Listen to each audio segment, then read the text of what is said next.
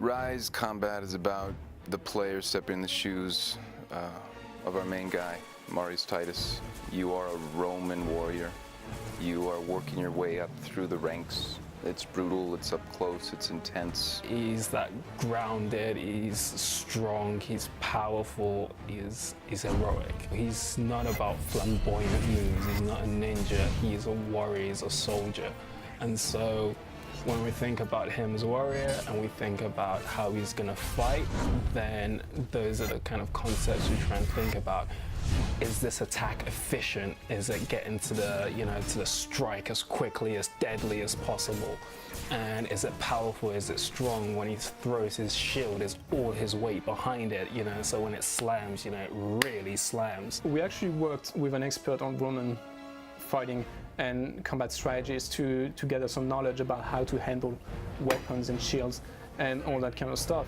And that was really helpful for us. We had the chance to play a bit with some actual equipment, and that was really insightful for us. For my first date, I brought two big gun cases full of swords and weapons, and I brought a Roman armor, a Roman helmet, two different kinds of shields. I brought a Celtic shield, I brought a Roman shield, so that they can touch real weapons and see, how they look, what's the weight, what's the size, all that. He would tell us, if you're standing, how would your body move to attack behind you or attack in a different direction. And it was really interesting because he had some things and poses that we maybe would not have thought about.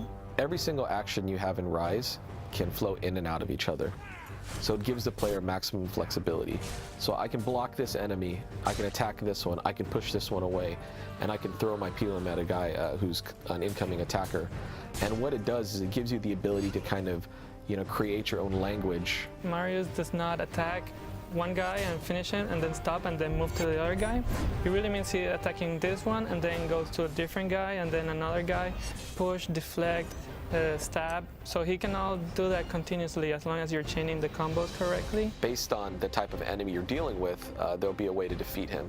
So certain enemies will have to kind of deal a lot more damage to take them out, and that can happen two ways. One is you can choose the damage perk and decide to kind of take more off of him, or you could choose the health perk to stay alive longer, to be able to maybe get more hit points. You go into an encounter and the first thing you do is say, okay, who am I facing? What can I do? And then the next one could be completely different because you've got a completely different setup. And then on top of that, we have this layer where they work together. And that's when things get even more interesting because they'll attack differently when they've got different supporting AIs around them. And so that takes the intensity up to a different stage. The player can switch from one action to another action, from one AI to another AI. And it's also about how the AI interacts to try and break the player's flow. So in Ryse, you can expect to unlock a lot of executions throughout the course of the game. You're kicking a guy off a ledge, so you may kill him that way. If you get close to a fire, there's numerous executions there. If you're in the water, if you're against a wall, if you're against a ledge, it goes on and on and on. The executions really stack up. We're definitely going for a higher level of emotion out of our characters. Not only in cinematics, not only in executions, but also live in combat. We did a lot of stuff with the camera stuff. We did really extreme animations, really close animations. Intensity, it's about brutality.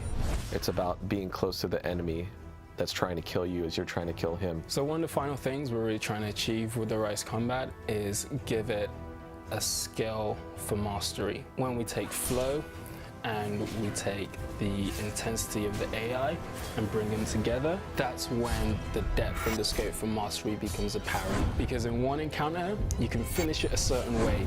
Maybe you kill everyone, but you didn't quite execute everyone. So then you want to play it again, set them up in different ways so maybe you can execute everyone, but maybe you didn't double execute everyone. Did you perform the perfect chain? Was your flow from beginning to end this seamless, smooth transition from move to move, enemy to enemy, where you've got them all set up in this perfect state and you just push the trigger button and they all just fall? An important aspect of kind of doing this whole game is this, idea that, we can create a combat system where you can be more emotionally engaged to what your player is actually doing. I mean, that will be the first sign that we've done well if you actually feel something out of combat. And the other aspect is that just nuts and bolts wise, we have a solid combat system, something that we can build more and more on top of. And that's really where the depth aspect comes in. You know, we want it to feel really, really good to play. We don't want players to feel frustrated or, you know, get too angry over the fact they can't pull something off. But at the same time, master players will be able to do stuff that when you watch these YouTube videos, you're going to go, this is amazing, how does someone ever do that? And, you know, if we can kind of tap into those two main elements, then we would have felt we've done, you know, a good job. We've really done everything we can to wrap it all up to have a really good, full experience for the player. Achieved with CryEngine.